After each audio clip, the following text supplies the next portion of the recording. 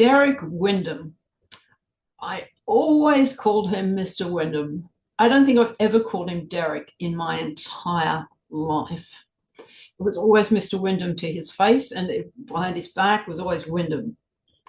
I'm Robin Baker. I started with Mr. Wyndham in 1978 at the Royal Northern College of Music, and I was very proud to be a student and very scared. It was quite stressful, the lessons, because he so expected that you would absorb absolutely everything and integrate it. And so your practice had to be at such a level that you could absorb it and integrate it and give it a shot. Did that always work? Absolutely not. It was and he certainly let you know. Well, he certainly let me know. And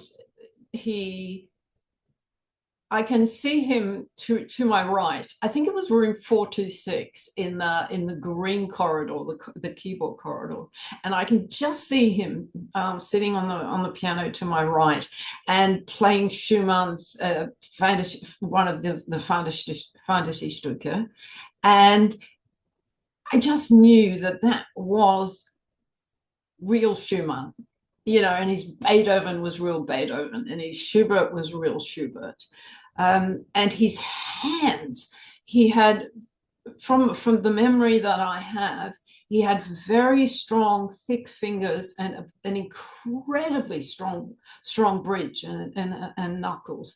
It was just perfect for playing the piano so delicately and yet so strongly. And as I was saying, they were quite stressful, the lessons. I remember, staying in the halls of residence when I was learning from him initially. And I really couldn't eat breakfast before the lessons. It was like, okay, let's do this. And he showed us, how to practice fugues. I remember playing fugues with my great friend Sophia, who will be on this video as well. And he taught us to play one voice from memory, and the other person would play the other three voices or other two voices. So she would be playing the other two voices, and she also learned from Wyndham, and we would reverse it. And then he also taught us to play the fugues from memory, the preludes and fugues from memory on a table, on a dining room table, kitchen table in our flat with Sophia. We would do that. I learned so much. As I say, I was so proud and yet so scared to be learning from him.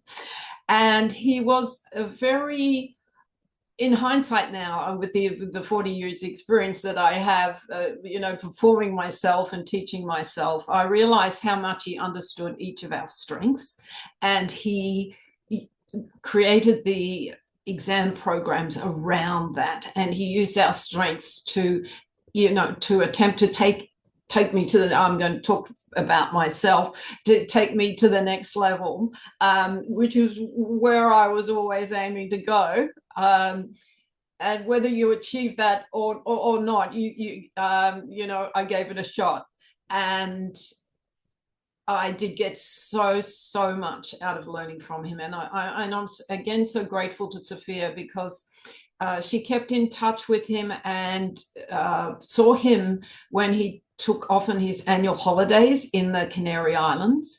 And one year she really encouraged me to send an email to him to thank him and to tell him about the influence that he had on me as a teacher.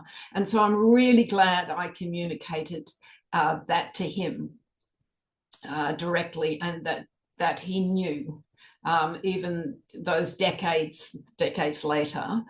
I'll tell you just a quick story about, obviously I'm Australian, I come from Melbourne, so I was a very long way from home, and I learned from him in my first year. And one of the weeks I'd really felt very, very, very homesick, and I really hadn't done much practice. Now, how I had the courage to do this, I do not know. I still don't know, actually.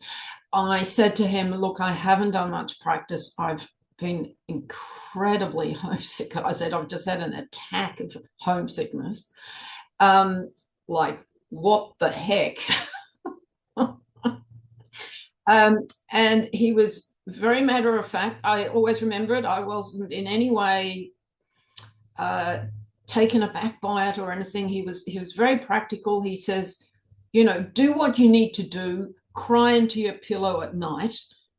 Do whatever you need to do, but keep on track. That was, keep practicing, keep on track.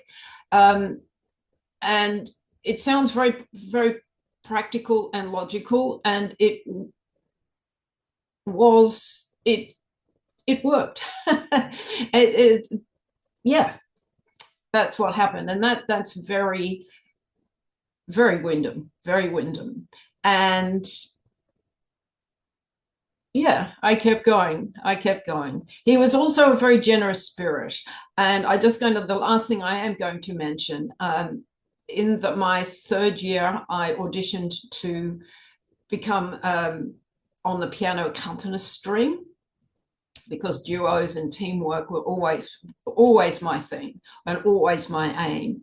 And when I started learning with John Wilson, he heard me in a concert accompanying another student, and I met him in the corridor afterwards, and he commented something that I now realize was an incredibly generous comment.